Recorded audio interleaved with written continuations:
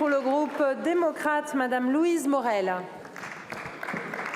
Merci Madame la Présidente. Mes chers collègues, avant le début de l'examen des amendements sur ce texte et après avoir aussi entendu quelques réticences sur ce débat, je voudrais à mon tour apporter une petite contribution dans le sujet de l'inscription dans notre Constitution du droit fondamental visant à protéger et garantir l'interruption volontaire de grossesse. Bien entendu, je soutiens cet article. Je voudrais saluer le travail qui a été fait par les commissaires aux lois pour trouver une rédaction qui soit la plus juste possible.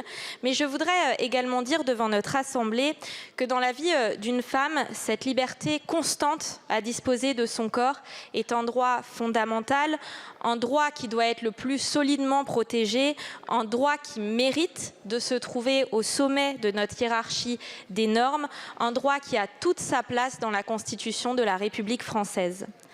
Un débat qui est aussi parfois soumis à quelques critiques, et au sujet de la critique que ce serait un débat importé et que cette liberté n'est pas menacée en France, je voudrais répondre que c'est là bien mal connaître le vécu d'un certain nombre de femmes qui, encore en 2024, sont parfois contraintes d'écouter le cœur de l'enfant par un médecin, qui ont des difficultés à trouver un praticien pour réaliser cet acte. Et je ne parle pas là d'études, mais je parle là de témoignages que j'ai entendus personnellement.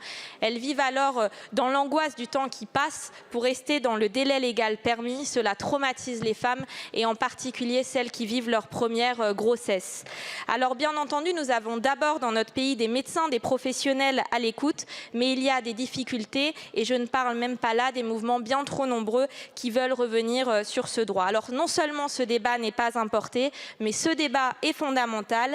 D'après les interventions à la tribune, il semblerait que notre hémicycle soutienne cette proposition, mais la majorité n'est pas certaine au Sénat. Et si je prends la parole, c'est aussi pour lancer un vaste appel à tous les parlementaires à soutenir ce texte et à faire en sorte qu'aucune femme ne souffre de la remise en cause de ce droit dans le futur. Je vous remercie.